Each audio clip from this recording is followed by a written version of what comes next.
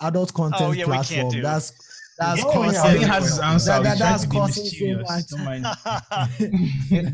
That's It's not just causing, adult content. It's not just That's- adult content. You have other things as well.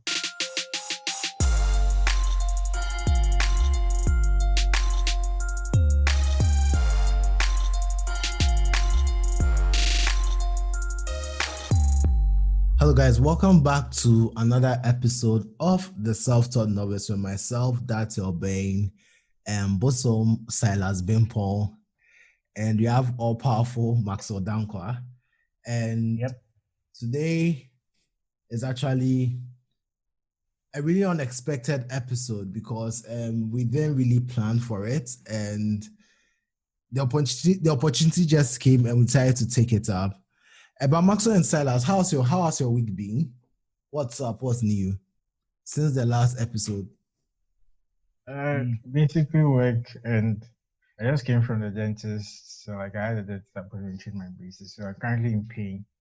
So I might not talk too much. It's been a tough few days, hasn't it? Yeah, that's.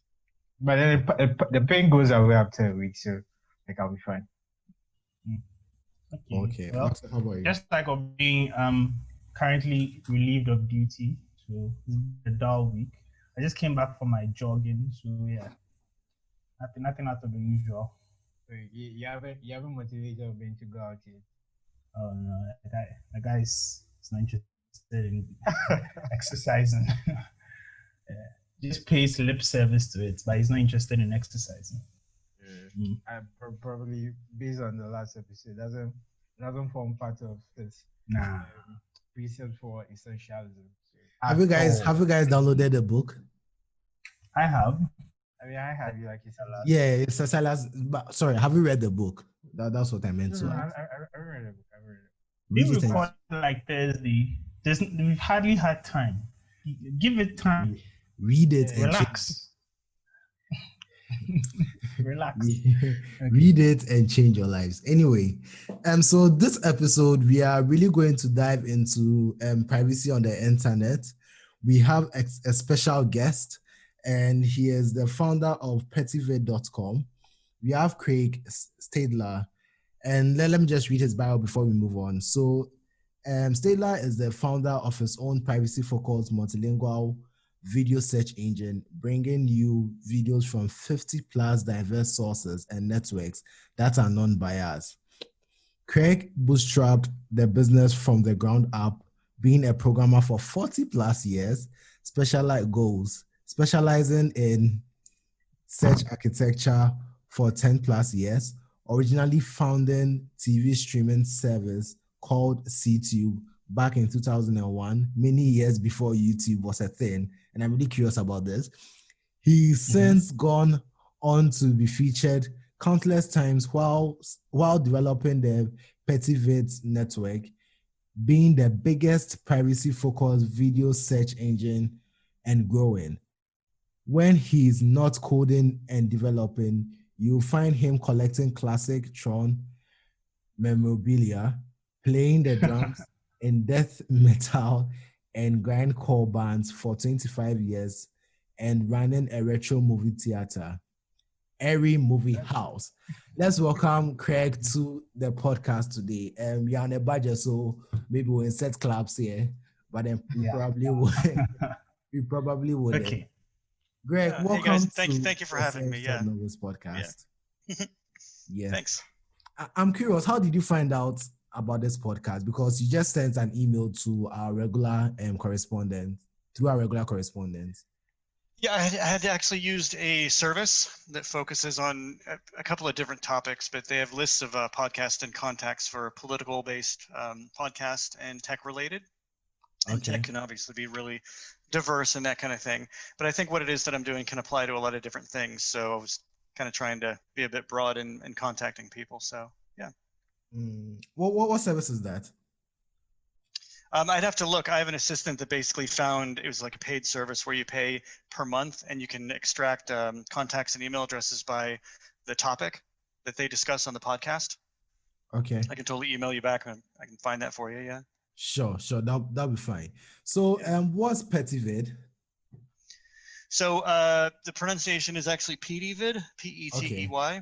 And it's fine to say it the way that you're saying it too, but in the United States, there's a name that's very common, Peter, right? Okay. And Is it a nickname for the that, NGO? yeah. What's that?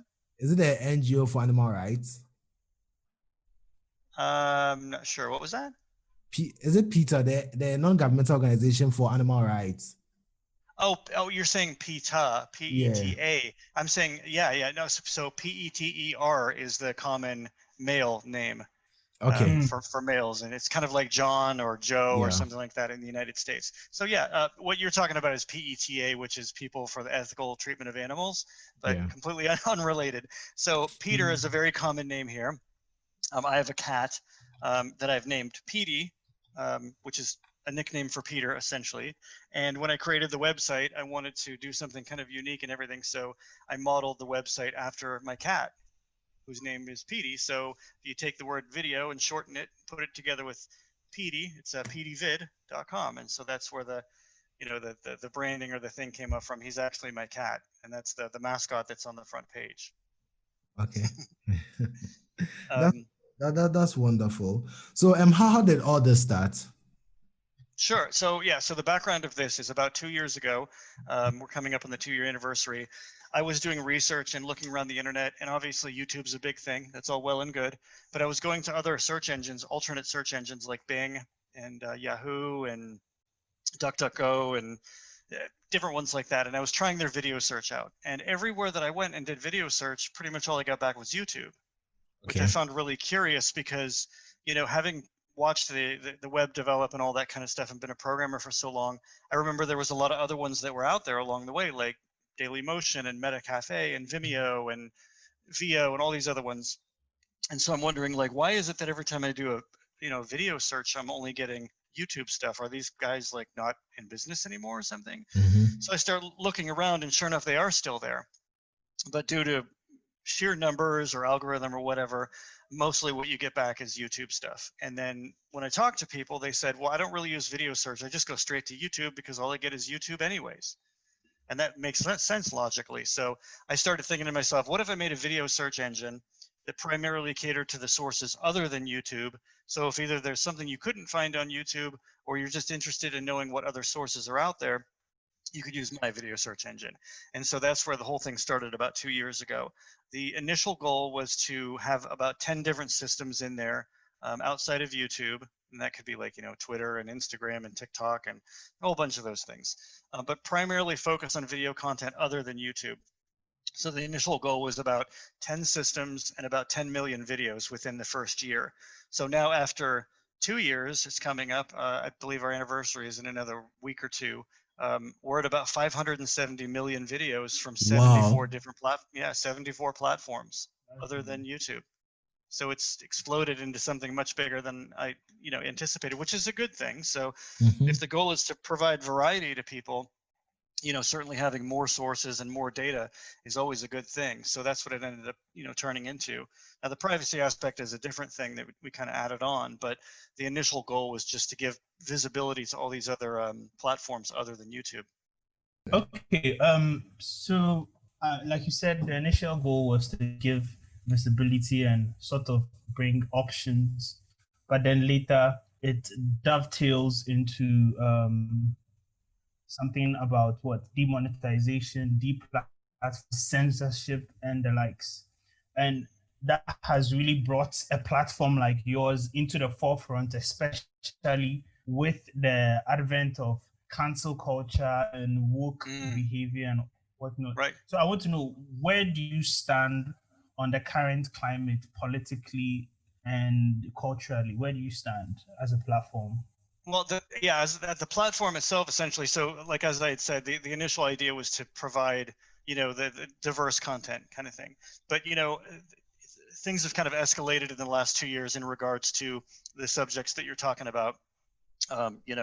Whether it's cancel culture or censorship, or all the subjects that you've mentioned have kind of really escalated in the last, especially year, if not 2 years.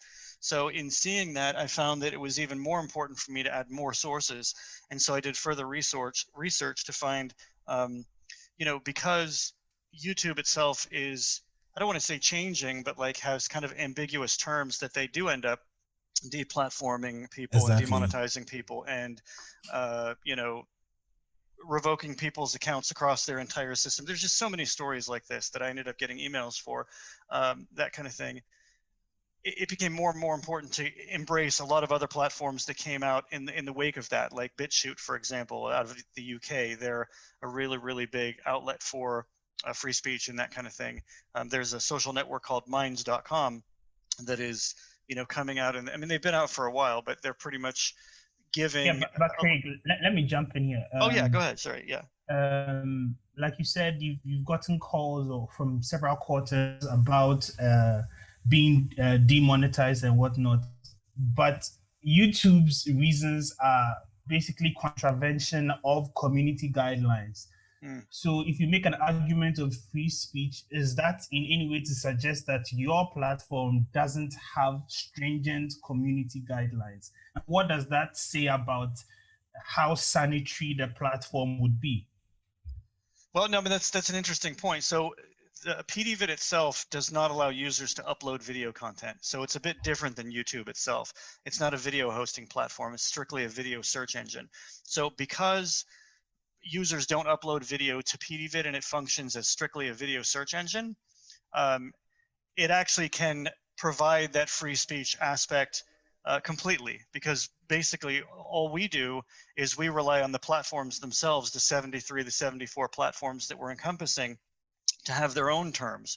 What we're trying to do is to bring all these video sources together so that you'll be able to get some that have looser terms and some that have maybe more strict terms, and let you basically go through that content and figure out the best provider for what it is that you're trying to get, that kind of thing. So the idea is, again, it seems like a really simple thing, but on the internet, you're supposed to be able to search for and find the information that you want, regardless of source, so you can make a decision about what's most appropriate and most accurate for you.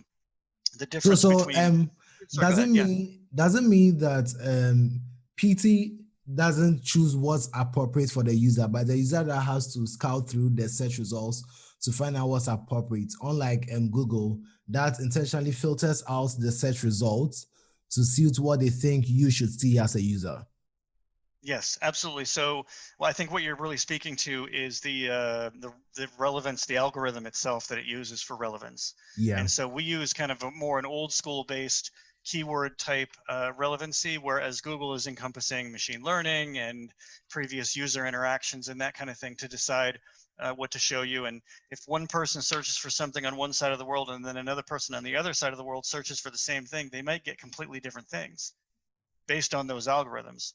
Yeah. And that's one thing that we don't do. I mean, that can be good and bad, but we've certainly gotten a lot of good positive feedback from people saying that they appreciate the fact that it does not use machine learning and does not use previous search history algorithms to give the results back, because that can be skewed. And then there's other things too as well, because there's no real transparency with Google or other search engines that use machine learning or some kind of decisions in their relevance. That's really not published anywhere, so you don't really know why it is that you're getting what you're getting. And that can be kind of, I would imagine, frustrating to a certain extent. So then when it comes to graphic content or content that aren't children appropriate, how do you filter those out using this exactly algorithm? So yeah, about community guidelines. Yeah, so the thing is, so in regards to that, I go through personally and I decide every platform that goes on there. So obviously when I was starting the project, I was like, okay, Facebook's already clean. They already do their job in making sure that, no child pornography or any of that stuff gets through. So I largely leverage the terms of service and those kinds of things for the provider themselves to take a look at that, decide whether their content is going to be appearing in PDVid or not. So something like Dailymotion, they keep things incredibly clean. Yeah. Twitter is pretty good too as well. So Twitter? The only thing that, in comparison to, like, they don't have any child porn or extremely violent content or anything in regards to that. Craig, if you are going to say it's down to your discretionary power then it's a form of censorship. I dare to argue. I think that you're right to a certain extent, and I think that the offering can't really exist without that happening, and it does happen, but it's only on the level of either adult content or extreme content. And so the only censorship that I exert basically is that when, like, for example, this is a perfect one. I came across a social network called VK.com that's based out of Russia. And when I was going through their content, I realized that because I'm assuming it's because of the culture that's over there, in Russia and that kind of thing. There was a lot of pornography mixed in with the other videos. And so the thing is, for me personally, I don't have an issue with pornography, but I realize that there's a point of appropriateness and legalities and, exposure to children and all that kind of thing. It's just, it goes without saying. So my discretionary power at that point was when content gets ingested from VK, that kind of thing, we built a filtering system so that if we found anything, or the code found anything that it knew was questionable by keyword or something like that, it wouldn't get included into PDVid. So in regards to us saying that we're uncensored, that is true to a certain extent, but it does have its own limitations. So I do agree with what you're saying. There is some going on, but largely far less than any other platform. On the topic of community guidelines, I realize that for your platform, you guys tend to sort of add videos that have been deleted from YouTube using the Wayback Machine, which is like a digital archive for basically the World Wide Web. So wouldn't that be a sort of sort of promoting videos that disregard the community guidelines from a specific platform, like a certain platform? Yeah. So here's the thing. So what I've noticed in doing the research, and I did probably about 2 or 3 months worth of research to figure out whether this was a good thing to do or not. I ended up finding that there were so many different kinds of videos that were moved, some that I couldn't figure out why at all, some that seemed like they were kind of maybe borderline in the gray area, but nothing really, really terrible. So a lot of it had to do with either politically related things or not really pornography. It was usually some kind of topical thing in regards to sensitivity Craig, towards. What's that? Craig, I have a question. Touching on what Stadler said, if the benchmarks are on extremity with respect to appropriateness or let's say sexually explicit material and extremity, as you put it, where does stuff like conspiracy theory fit in? Because we have QAnon being banned from certain platforms like Facebook and YouTube, but that would probably qualify as very wholesome content for your platform. And it tends to have disinformation qualities to them. So where do you strike the balance? Well, as far as those types of things, that we would consider part of the free speech aspect. And certainly there are things out there that are on the internet that are definitely not true. Some that are kind of, gray area, that type of thing. But I think those types of things exist within just web pages themselves, or within forum messages, or within anyone talking about anything, that kind of thing. Or for example, Alex Jones and InfoWars, there's this information that's focused around that too as well. But again, we are of the opinion that unless it's on that line that we have set, that border of extremely harmful violent content or sexually explicit content that's harmful to, a certain age group or that kind of thing, that we don't want to participate in that. But things that are QAnon and Pizzagate and InfoWars and all that kind of stuff, we don't really make a decision on that kind of thing because it doesn't really fall into that extremely dangerous thing for us. Whereas I know that there are other platforms that do that, obviously, whether it's Twitter or YouTube and that kind of thing. But there are platforms that don't really care about that, such as BitChute, such as Reddit, VK, such as or so there's Chinese competitors that have video providers too. Yeah, Craig. There's a channel called Officer Tatum. He's a conservative commentator, usually pro-Trump, especially in his commentary.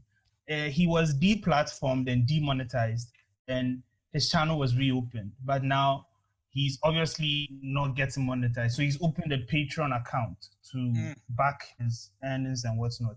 In a case like that, it's not necessarily inflammatory, but in the light of current circumstance, like this whole intolerance for things like white supremacy and Right. you name it. YouTube, by their own means, considers what he's putting out as inappropriate. But your position on that is it isn't. Well, Right? the thing is, well, no, what I would say is I have completely respect their right to make that decision. What I would say is we don't really make that decision. The only decision that we make is something that falls within the guidelines of, like I said, something that has to do with extremely violent or pornographic related things, or, extremely obviously harmful or illegal. That's pretty much, so if you want to think about it, our goalpost is way outside of, what YouTube might have or what Facebook might have or that kind of thing. But then again, the thing is it's only in relation to the platforms that we're engaging, because we don't actually produce any content. We don't actually let users create and upload content to our site. We're basically making the decision of whether we will allow a platform to be indexed on our system or not. So you create the content that comes in. That's all we do, pretty much. Yeah, we gather the content that already exists out there on all these, 74 different platforms or so, and then put them in a search engine. It's very, very similar to a web search engine or something like that. So that's pretty good. So how long did it take to complete pivot? So the initial, it's actually right here. He's begging for treats. I don't know if you can hear him, but so the initial proof of concept was put together by me in about. He's very talkative. I'm sorry. So the initial proof of concept for me was to put it together in probably, I want to say, about like 2 to 3 weeks, which I was able to do, but that was without a skin, so to speak, and just to get some data together and just get something so I could put it in front of some friends, users, to say, what do you think? Is this, kind of a good idea? What do you think about the results that are coming in that are mixed and all that kind of thing? To really get the entire thing done and ready to go at the initial stage, probably about 2 months. And the reason is because it didn't take very long for me, because I've been a coder for a really long time, number one. And then number two, I've been specializing in either creating vertical search engines or being commissioned by companies to fix their relevance with search engines. And really what that means is, so say there's a e-commerce company and their customers are typing in TV and they get TV remotes before they actually get TVs, that kind of thing. Yeah. And so I come in and I help fix that so that the customers, when they search for things, that it works right. And so having that background, I was able to create my own video search engine. So you're basically giving them like relevant search results for whatever platform they have. Yeah. So given that scenario with like the onset of machine learning and AI, we all know that like a company like Slack employs machine learning to improve their search indexes. Is there any chance that you would employ something like that on your platform, just to give your users recent and relevant search results? For instance, I searched for a YouTube channel by Ali Abdal, but then like based on the way the search results came, it wasn't exactly in a particular like organized structure. I could just sort of like randomly. So like I don't know if you'd sort of like want to employ something like that, and how do you think your users would like that feature? I think it could work, and I'm certainly interested in the idea. It's just that I think it can be a bit difficult because our data set is so large. We're approaching, like I said, 580 million videos at this point.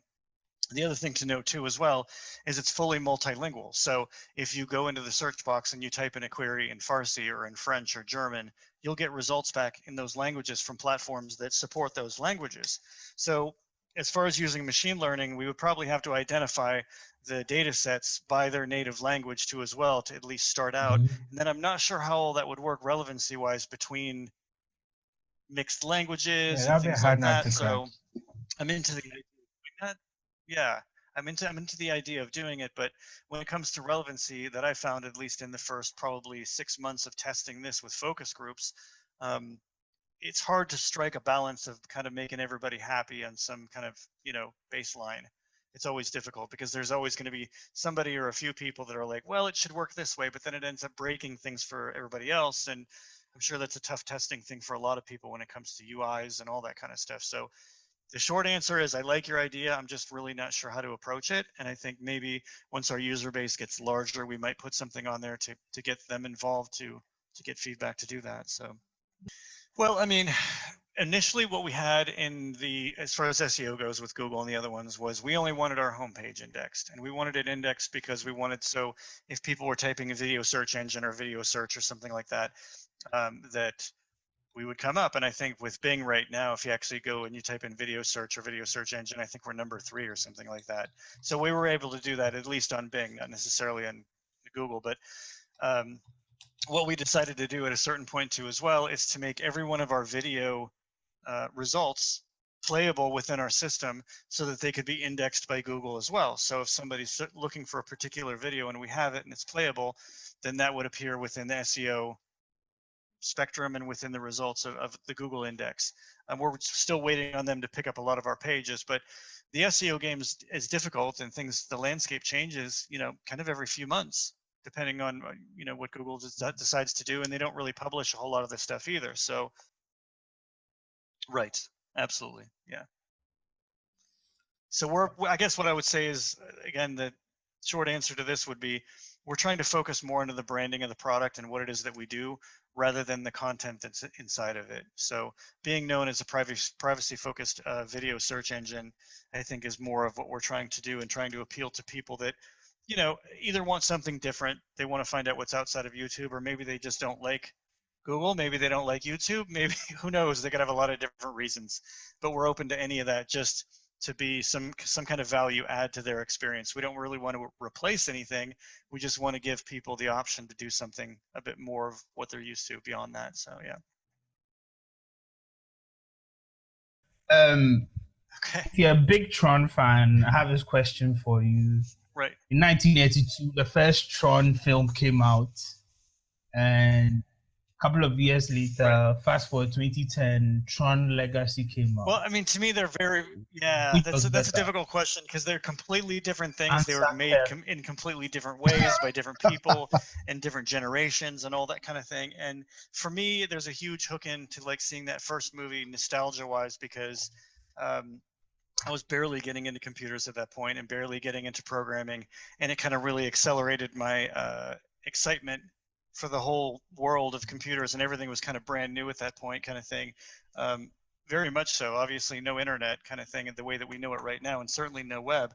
So the thing for me is, being, I think at that point I was maybe 11, and I had just started programming when I was 10. It may have been 12, but whatever. Going to see that in the theater and being completely blown away. And obviously in the early 80s, the beginning and or hype of like arcades and arcade games, it was a really exciting time, like for me, that kind of thing. And so already wanting to be a programmer, and then seeing a movie about something so cool about this dude wanting to make his own code, and and then being, thrown into a computer itself, and the visuals were obviously really amazing. It was apparently was filmed in black and white under. You really want to dodge answering this question? I do. Which I do. He is. Yes, I know. So here's he keeps on describing his personality structure. Extremely biased when it comes to this. So here's the thing: no disrespect to people that like the second movie, but there was so much work. Which is me. Well, I mean, the thing is, the first one, it was filmed in black and white under, fluorescent lights, and all the cells were colored by hand. It almost wasn't made. Like, there was so much care and detail put into that first movie that it was like huge to me. So when I saw the second movie, it was kind of like, well, they've been trying to do this over and over again. They finally got permission, and I'm like, It just, I don't know. You've just been canceled by a small focus group.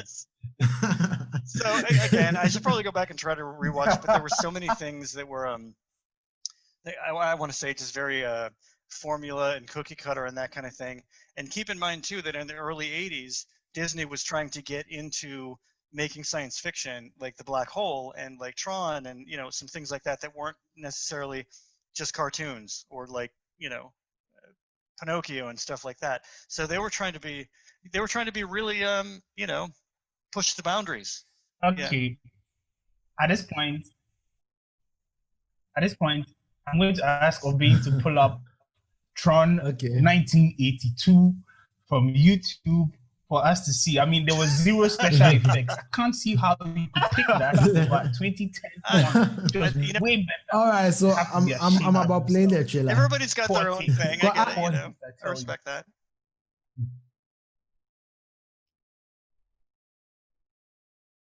But I think, like you said, the 1982, the very first movie adaptation of Tron probably resonated with you more. An extension of the human intellect. You guys are going to be disappointed. 240p. Center of the most calculating intelligence on Earth. Programmed by master control to survive by all means. Soon, the ultimate tool will become the ultimate enemy. Craig, I'm sure it's give you some nostalgia. Yeah, thank you. Love it.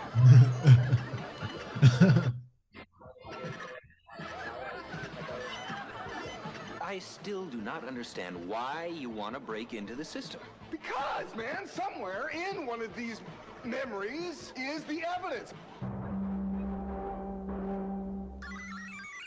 Hey, it's the big master control program everybody's been talking about. Kevin Flynn, computer genius. I think I've seen that. But Craig, I want to find out. You grew up in an age relatively before computers, not to even talk about very good computers. How's the transition been over the last 40 to 50 years? Yeah.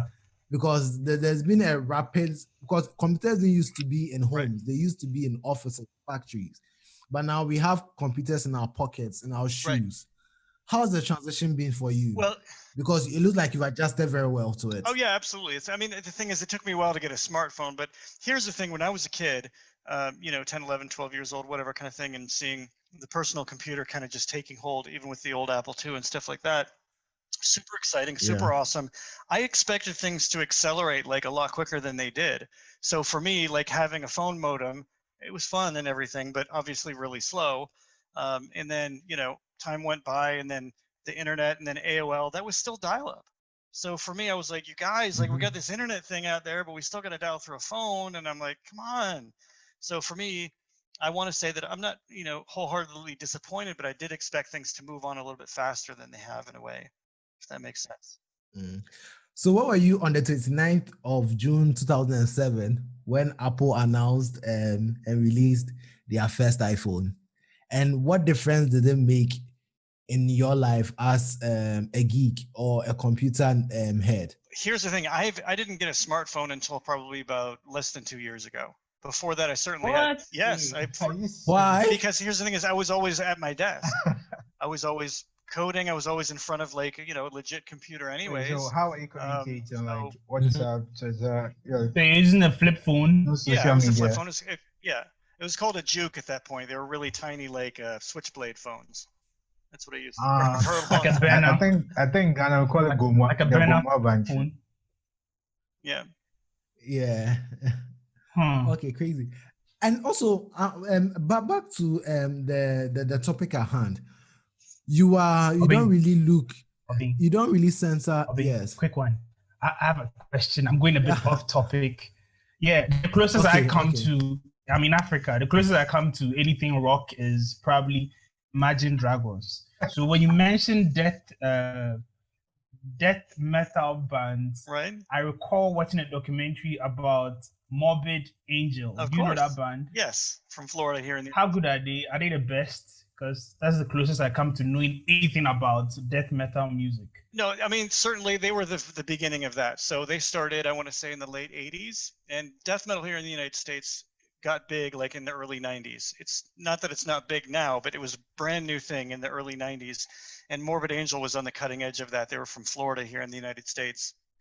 I got into death metal around like 1994 and started playing drums because I went to a show on accident and I saw Cannibal Corpse, which is a band around that time too, playing live, and they impressed me so much.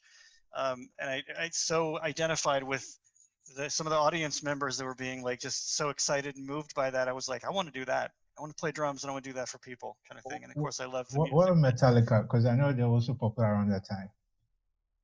Yeah, I mean, certainly Metallica's been big since. I mean, not as big as they are now, but like recognized as pretty big since the 80s, kind of thing. But as time went on, for me, it was like, it's almost like me being a kid getting into like Judas Priest and Dio and Iron Maiden, all that stuff when I was 12, 13, I was like, I want something heavier. Then I was like, okay, now I'm into Metallica. And then I'm like, I want something heavier. Then I get into Slayer, and then and then I get into like Sepultura from It's always been something on my mind. Why is heavy metal or that category of music always, tinkering with the kind of, morbid or macabre topics, like deathly vibes to it? I just don't get it. What's the whole point? Could you explain it? I see the things. I don't really identify with that either. I mean, I think it's kind of I don't know, maybe for shock value or something like that. I don't think most of them are serious about that at all. I think it's more so just pushing the boundaries. It's kind of like, if you think about it, like horror movies, right? Horror movies started out with like Alfred Hitchcock and stuff like that. It was relatively harmless, like with Psycho and The Birds, and then things, escalated, and then somebody's making a movie about, something a little bit more controversial and that kind of thing. And I think that happened with music as well. Right. Yeah. Okay. Speaking of controversy and censorship, have you had issues with conservative countries like China and the Middle East concerning certain content that your search engine might have passed as search results? China is not conservative; it's fascist. Call it what it is.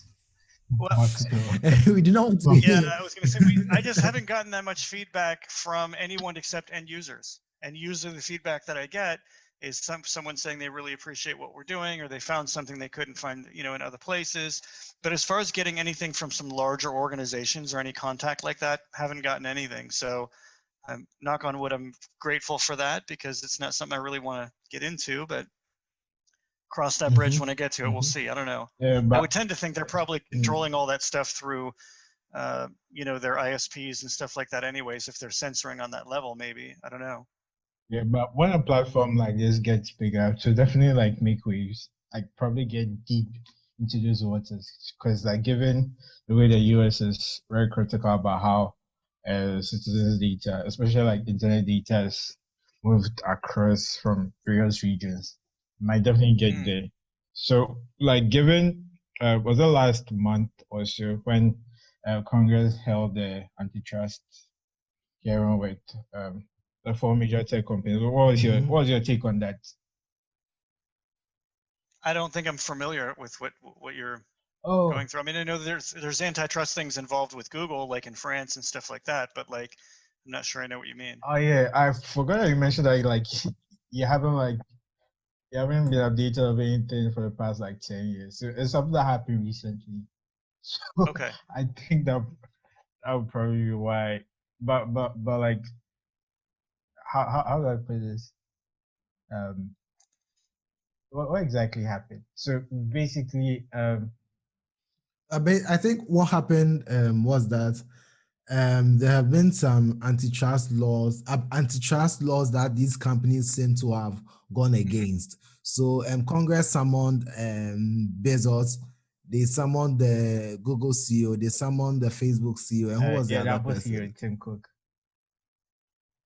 Yeah, the Apple, Apple CEO, okay. Tim Cook, to Tim Apple, to ask them about to ask them about certain things that their platform might have been doing wrong, and to generally have a sense of what's happening on their platforms. And that's where I don't know if you recently heard the legal battle between the Fortnite creators and Apple concerning the whole App Store issue.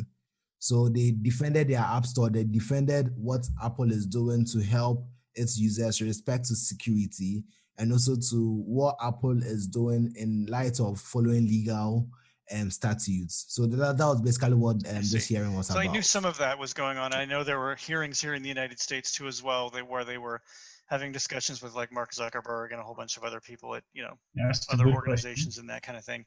I think it was mostly going over user data and user privacy issues, and reselling user data without explicit permission, and sharing data with other organizations. So I'm familiar with that, and some of the testimony that was given in front of our Congress. But what I would say in a nutshell with all these kinds of issues, I think that usually the governments and legal systems are way behind the tech companies, and the tech companies are always pressing to do things that are maybe in a gray area to see if they can kind of get away with it, or, you know, that kind of thing. Not that it's always nefarious, but if there's no laws in place, what's preventing them from executing and trying different things to, you know, increase their revenue streams, their bottom lines, or those types of things? They can just worry about it later. And I'm not accusing anyone directly, but if the rules aren't there and the laws aren't there, and the legal system isn't kind of trying to get ahead of this, you know, these possibilities, then I think the organizations are going to try to exploit those things.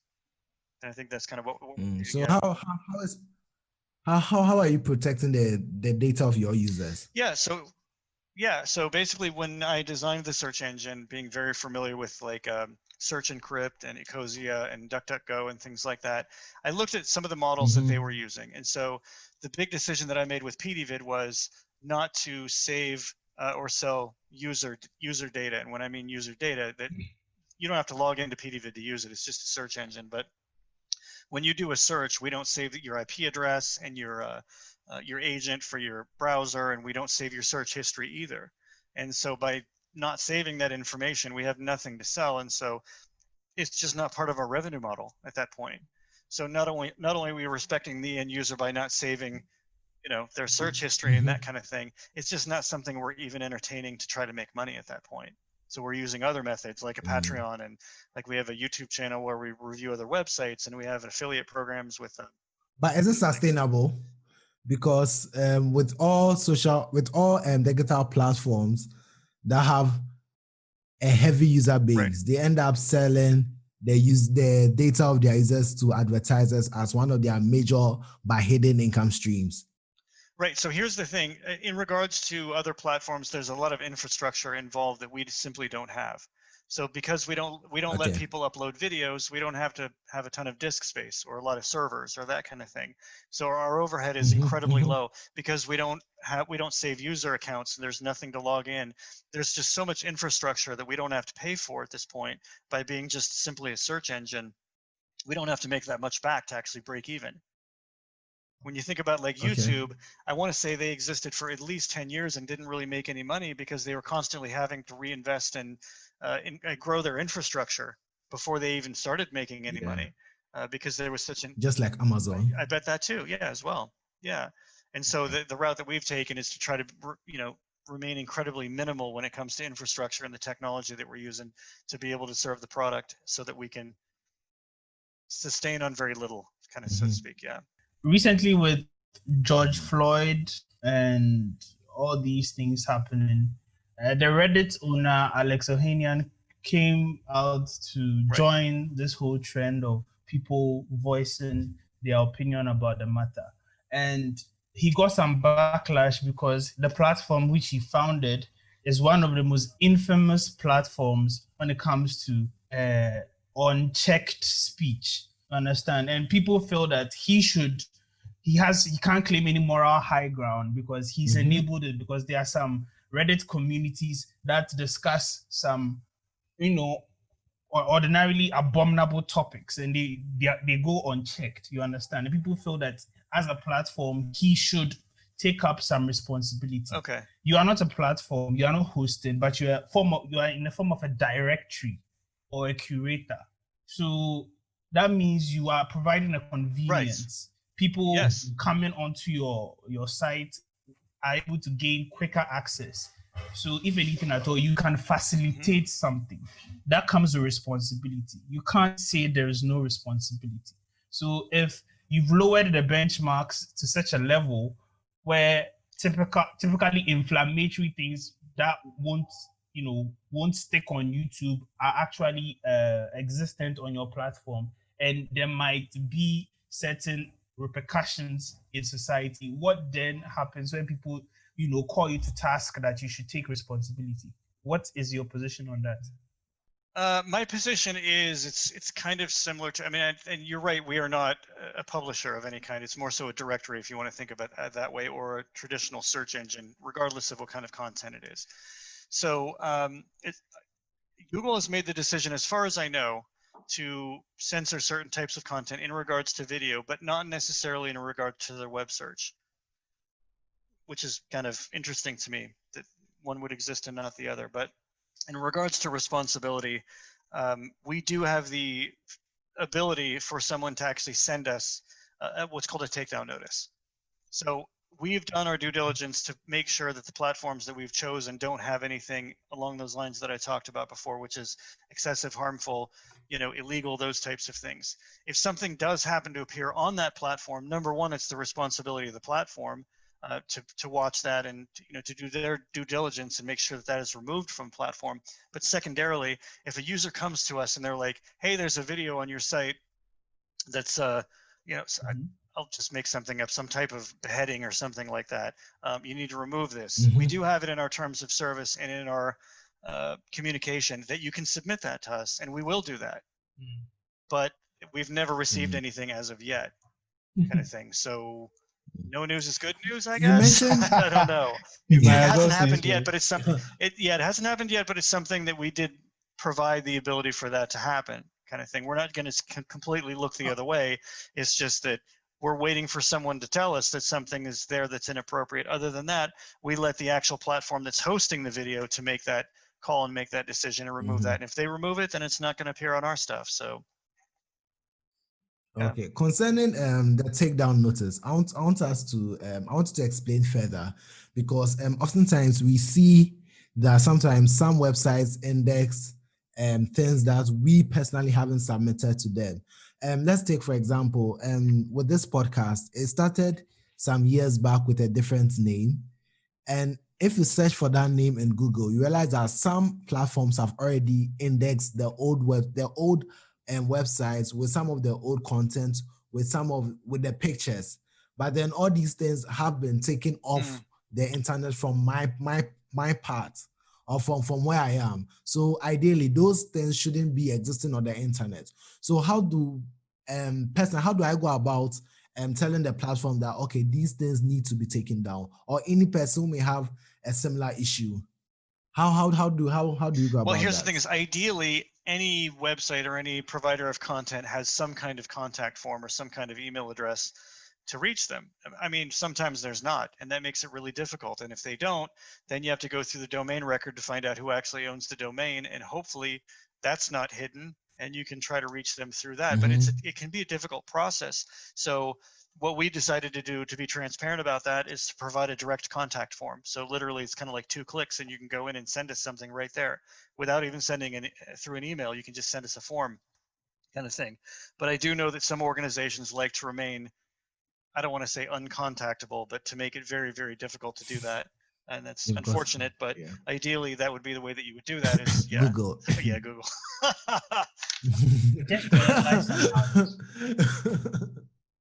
Craig, I just realized something. Craig runs a retro movie theater.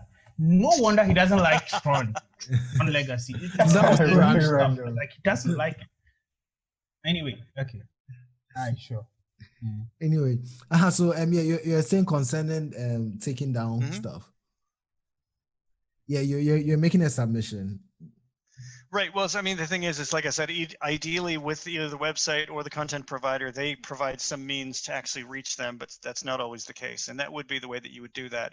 And depending on the country that you're in, I know here in the United States in particular, they have a thing called a DMCA, which is Digital Millennium Copyright Act, that came out, I want to say in like the late 90s, maybe even 96, which there's a legal precedent, meaning if that takedown is issued legally, you have to take that down and remove it, kind of thing. But I know that obviously in other countries, they might not care, or, there's no precedent set that way. So even if you send an email or a contact, they don't necessarily have to do what you're asking either, unfortunately. Unfortunately. Okay. What's the plan to expand into areas like Africa? Because I'm sure now a chunk of your users are, those who log onto your site are from, let's say, the West. But I mean, in a place like Africa, we don't have this very evident issue of censorship. It's not even a conversation in our parts of the globe. So it makes sense if we haven't really given it a thought to find an alternative to YouTube or Google. So is there any plan to, bring the gospel over to this side? Well, what I would say is, in the initial phases of coming out with the website in the first year, there were a couple of different things that I targeted. I said, first, I want to just get this out anywhere that I can. And then secondly, I want to target probably for the second half of the first year, bloggers. And that would be, I would go to tech bloggers and political bloggers and that kind of thing and get them to write, essentially get some press and get them to write about what it is that I was doing, because they already had an audience that would want to know about it. And then the next phase, which is the phase that we're in right now, is podcast outreach. And in that matter, I just wanted to have conversations with people like we're doing right now that have receptive audiences that want to know either about new technology or alternative technologies or political things or that kind of thing, with a really, really broad spectrum. And so that's kind of where I'm at right now. Not necessarily through paid advertising or things like that, but more so if a podcast already has a natural audience, why not just have a conversation about it and pique the interest that way? So organic reach, isn't it? I think like so. Organic reach, yeah. And we certainly tried some paid advertising, but it had like just unpredictable success, kind of thing. So we figured, why not go to people that have an audience that we know is already interested? Yeah. So is the goal? I'm curious, how many of your users are in Africa? I would have to look to see what our daily search breakdown is. I know that right now we're getting about 120 to 130,000 hits a day. That's our search volume. It's not incredibly high, but it's a decent amount. And I do know that within the top three, it's the United States, India, and then Russia. I'm not exactly sure where Africa is after that. I only pay attention to the top couple to find out, where they're coming from, because if something changes, then I need to take a look to see if maybe somebody's posted a story or a link or something like that from a different part of the world. And then I'll know that's why we're getting traffic from, different region, that kind of thing. So. But you mentioned that one of your revenue models or streams is your YouTube channel. Mm-hmm. Is that not a bit ironic? Well, the thing is, I'm not personally, we are not against what it is that YouTube is doing, and we're not certainly saying you can use YouTube or us. We're in such different spectrums in that, we don't even allow people to upload stuff, so we're not really even comparable to them. But what I would say is we're trying to provide, search value above and beyond what YouTube's already doing. So, I mean, I use YouTube. We have, I search for stuff on there, that kind of thing, depending. And also, like I said, we have a YouTube channel that we have a person that does basically video reviews of other search engines and other websites and stuff like that. So we're trying to do more than just be a search engine itself. We're trying to provide content too as well. Yeah, you could totally look there. And also, do you have a plan to expand the number of sites, video sites that are on your directory? You said you have 74. Is there a plan to expand? And how do people join? Well, here's the thing: is as far as expanding that, I do want to. The problem is we can't find any more at this point, so we're kind of out of resources.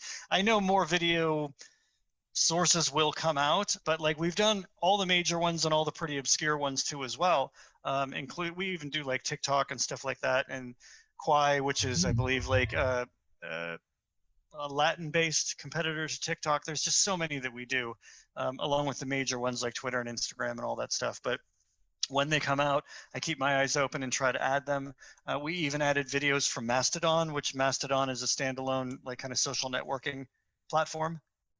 So we've added a lot of stuff that people just have no idea what it is to give visibility to that, which I think is a really good thing. So I want to add more. It's just that over the last 2 years, I think we've exhausted finding everything that we could. But have you considered indexing? Okay, have you indexed social media sites like Facebook and Twitter? Some, yes. Yeah, some. Obviously, you can't get everything, but yeah, definitely Facebook, Instagram, Twitter, like I said, TikTok, Reddit, and the foreign ones too as well in different countries and different languages, and minds.com, which is that alternative social network kind of thing, and a ton of them. Yeah.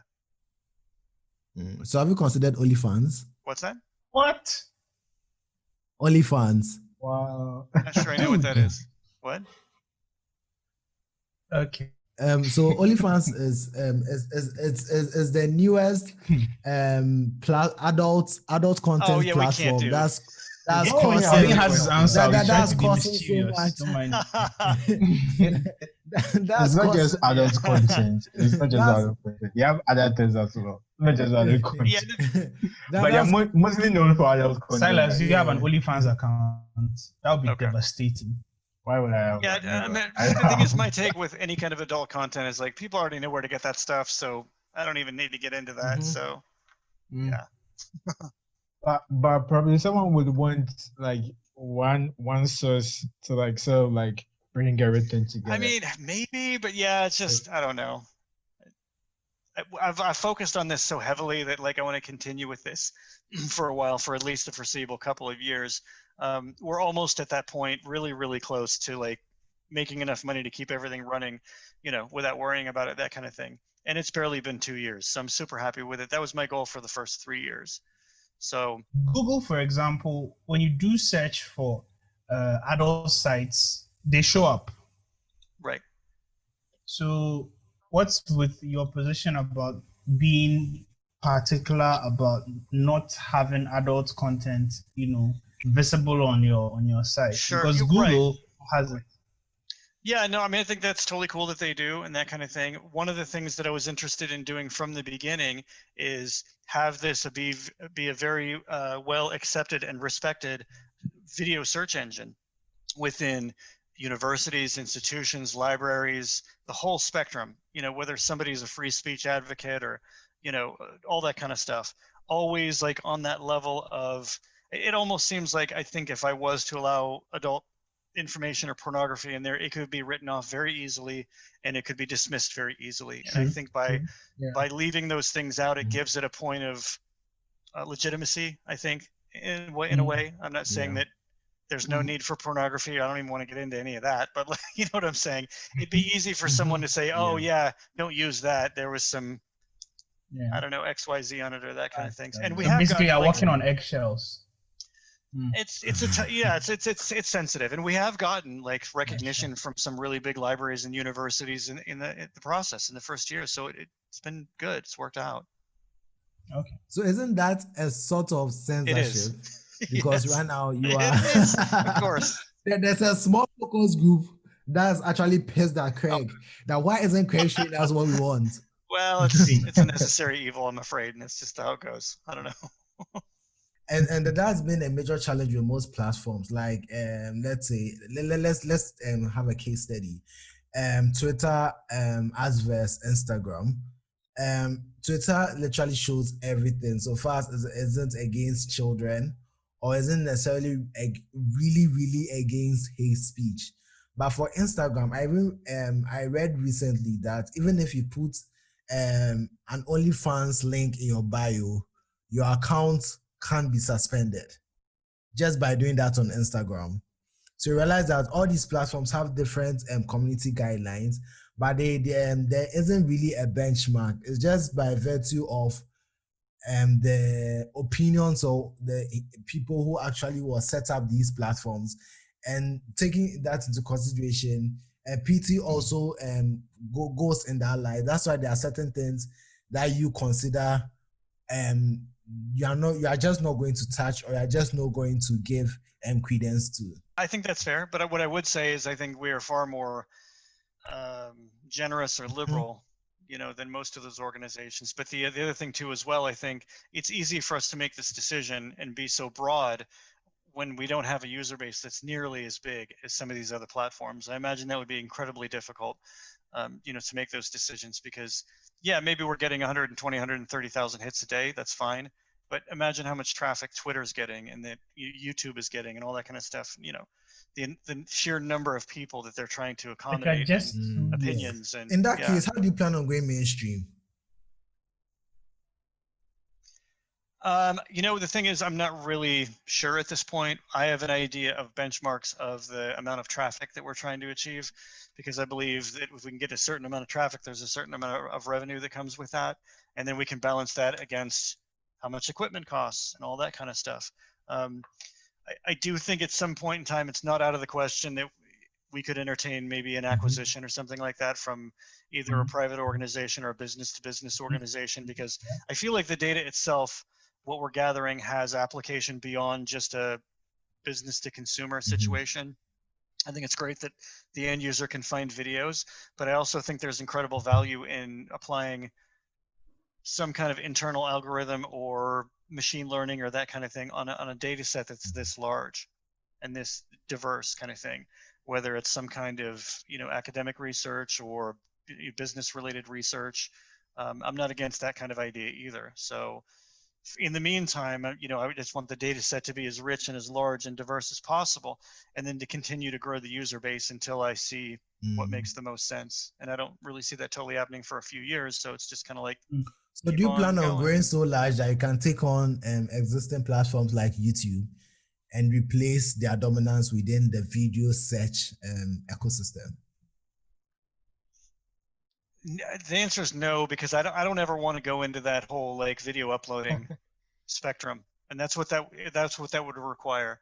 And honestly, so many people have failed at doing that, and YouTube had the best possible odds and funding in doing that, and they're the number 2 website on the entire planet.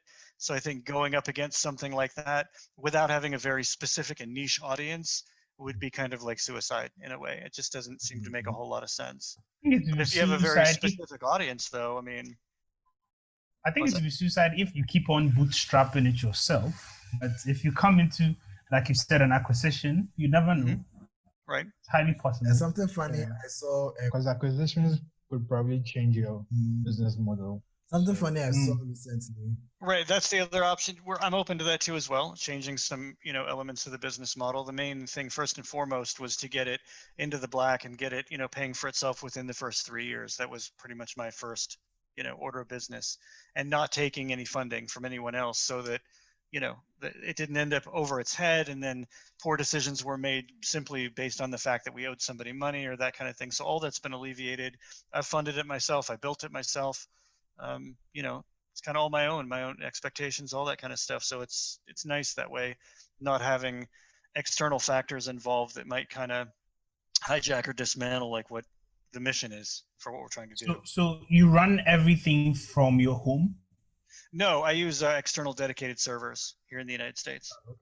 And then I use like a cloud-based thing for like thumbnails. It's similar to Amazon S3 or whatever, that kind of thing. So we actually use S3 here for the podcast.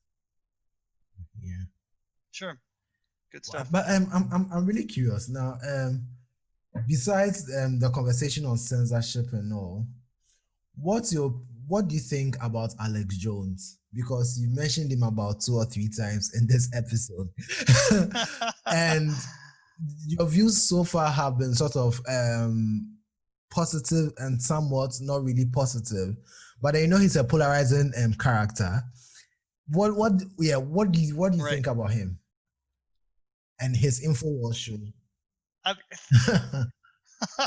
Here's the thing. So when I was first introduced to his content, his material, I think it was to that channel, by the way. Yeah, and this would have been honestly, I'm guessing like the late 90s. When he was doing stuff solo, that kind of thing. And he was doing kind of just like vlogging and didn't really have, it was just him and doing vlogging related stuff. You can find some of the stuff on the Internet Archive of him just speaking solo before he had like, a bigger show and stuff. And then he ended up growing. But some of the stuff initially, and this was kind of like 9/11 related stuff. And it was, I don't know, I don't want to get too far into it, but it was a lot less controversial and a lot less inflammatory back then. And now it is very, controversial and inflammatory. And I wonder how much of it is done for the purpose of trying to get people worked up.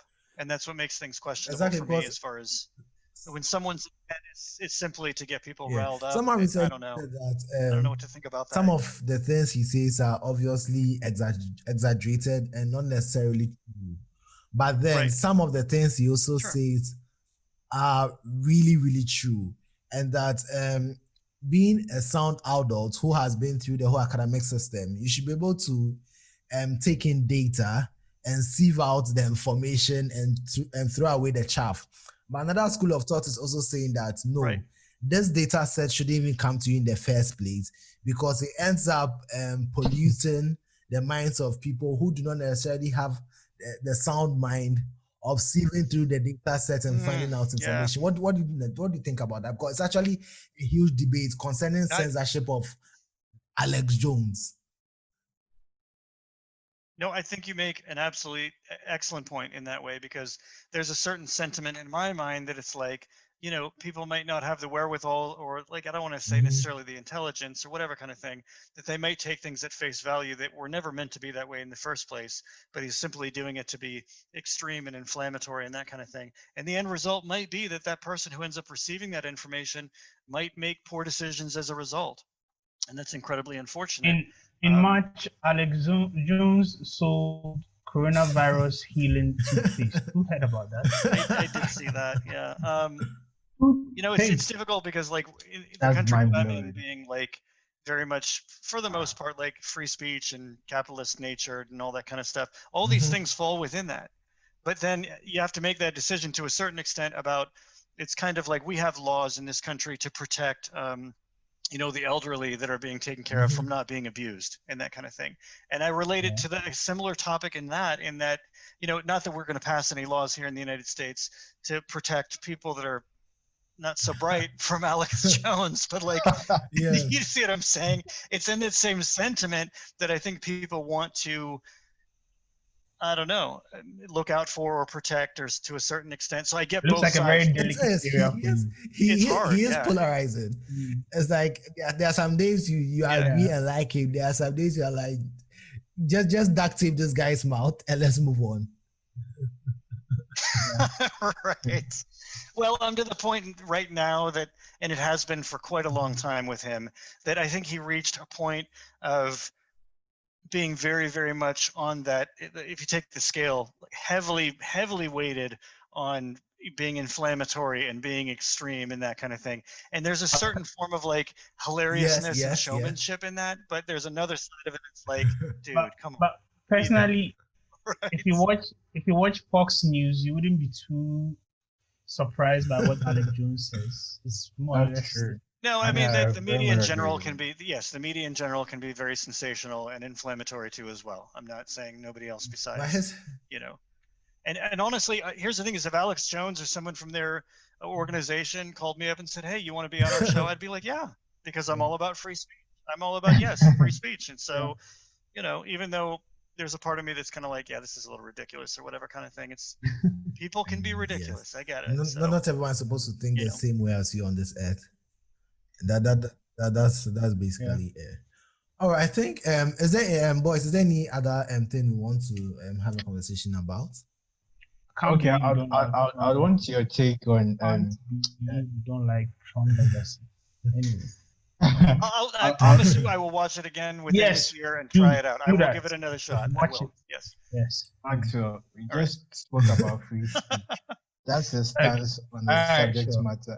Allow him.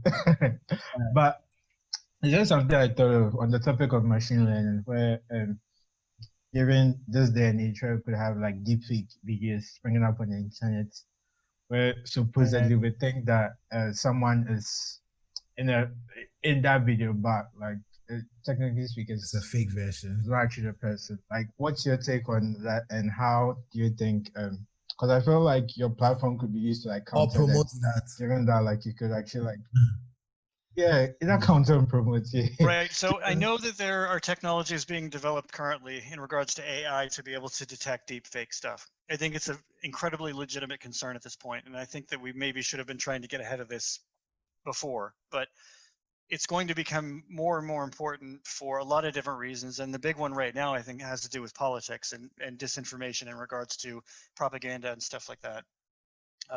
Because what people are already sharing, you know, news articles that they're not balancing them against like Snopes or, you know, other sources to find out that they're completely ridiculous and untrue and that kind of thing.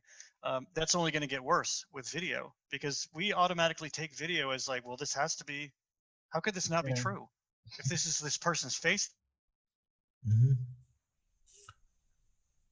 first, because a story, yes, you can rewrite things and frame them different ways, and some of those are debatable. But with the deep fake stuff, I think, you know, I don't know where they're at with all this, but I do know that AI has been developed to do that. And hopefully all the major providers of the distribution of these things will have those things in place in a similar way that they filter out pornography, or they filter out extreme content, child pornography, violence, that kind of thing. Hopefully they will have those systems in place so that they will be detecting deep fakes before this stuff actually gets distributed. That's kind of my hope. Okay. But do you plan on like implementing that on PA as well, like as a feature for filtering deepfake? The thing is that it takes a tremendous amount of investment on the technology side that we just don't have at this point. So I guess that's why I'm hoping that all these platforms will do it, so it won't even get into our system, kind of thing. Yeah. All right. All right. So, Craig, thanks so much for reaching out to us and having this conversation with us. And as a gift to you, we normally ask the guests to plug any project or anything they are working on, and how our listeners can also get in touch with them to experience or have a feel of it. Sure. So, well, first of all, I've really enjoyed this conversation. You guys are all over the place, and it's awesome. Really love it. Especially some of the stuff. There's, whatever, bit grilling, but always good, always good. Totally enjoyed it. Emphasis on Maxwell. Yeah. Never a dull moment. So that was good. And then, the other side of the things is, if anyone that's listening does want to try out the video search engine, I'll spell it out. It's PETEYVID.com. That's pdvid.com. And it's pretty much what we've been talking about for a lot of this stuff too, to be able to get stuff, just outside of YouTube, to see if there's life beyond YouTube and what else is out there, kind of thing. So yeah. I think your idea will definitely blow up, because I see it more as a depository of videos on the internet, sort of like an Unsplash, or let's say a visual hunt, or a visual hunt of video content all over the internet. So definitely in about 5 years max, we'll start seeing you go mainstream, hopefully, because I actually see it. Looking at the fact that the platform is user-centered, and you're looking at getting more people to use your product, and you're designing your product specifically for the user. So I definitely see that someday in the next 5 years, we should see something huge coming from PTVid. Yeah. Plot twist: when he goes big, YouTube will buy him out, and we get back to square one. That would be pretty if YouTube comes around wanting to buy, will you sell to them? Yeah, I think so. No, Craig. But here's the thing. I do expect. No, here's the thing: is it's about timing for me. It's always about money, isn't it? No, it's not really about money, because I have two other gigs that pay really well. I actually work in child exploitation prevention and catching bad guys online and all that stuff. I think that's really a good topic for another day. Child exploitation and catching. Yeah, I think. Yeah. But for me, enough time to go and get this product out there, get it into the hands that people will appreciate it and need it, and see what happens with it. Would I sell to YouTube like right now if they knocked on my door? Probably not. Now, in 5 years from now, I mean, there's a possibility. I'm not sure why they would even want what I'm doing, because they're already so incredibly big. But I'm just, a fly on the wall, or that kind of a thing, a speck, whatever kind of thing. But it's not really about the money for me, obviously, because I'm funding it and doing all this. It's about the venture itself and what it is that I'm trying to provide. But at some point in time, if it's something that I'm kind of done with and I want to move on to something else and create something else, I'm okay with that. You mentioned about child online protection, and even though we're initially at the tail end of this episode, I want us to touch a little bit on that subject, because it's actually a very important topic that everyone all over this earth actually resonates with, because whether in Africa or you're in North America, Europe, or even Asia, you realize that these child predators or these issues come in so many different forms, but then they all originate from the fact that people put so much information on the internet, and all these other bad people actually take this information up and use it for other things. Well, it obviously is a huge problem. Yeah, and it's certainly gotten much worse since the coronavirus thing has happened, along with online crime and a lot of other things too as well. But there's a lot of great organizations out there that are trying to address this, in different countries, and there's also coalitions and things like that. So it's obviously a huge problem, but I also know that there's a lot of diligence going on from organizations to combat this and that kind of thing too as well. So I wouldn't say that they're like way behind or anything like that by any means, but obviously it's a very large problem. So, but how has it been? Because okay, what are some of the measures that have to be taken to prevent these things from happening? Because in last season we had a lady whose life work centers around protecting children online, and she gave some really good advice concerning how best we can protect children, because you realize that children are really in their formative years, and they may not necessarily, they may take things as face value, as we say, respect to Alex Jones issue, and they may not really think deeply, or they may be gullible to certain things on the internet. So what are some of the advice you'd want to give young people and even children concerning their use of the internet and how best they can protect themselves? Yeah, I mean, I would love to give you, some type of opinion on that, but unfortunately, that's just not what I work in. What I work in has to do with criminal cases. It has to do with, I can't get too deep into it, but essentially the legal aspect or the police work aspect, the research that goes on, connecting the dots, making sure that it's this person who did this type of thing, and here's the evidence and that kind of thing. So I help develop software and tools to help the investigator kind of do their job, kind of thing. I've certainly heard a few podcasts and a few guests from different situations and people that have talked about the best ways to talk to your kids about protecting themselves online and how to be wary of those types of things. And I think that it should be an essential conversation in the preteen years. Yeah. That kind of thing. Makes me Maybe want to ask, the government, is the US government or another government watching us through our cameras and listening to our conversations through our microphones? You'd have to ask Edward Snowden. He'll tell you. All right. Anyway, all right, guys. So thank you very much for listening to this episode of the Self-Taught Novice podcast. All right, that's all from us. Have a good one. Bye-bye.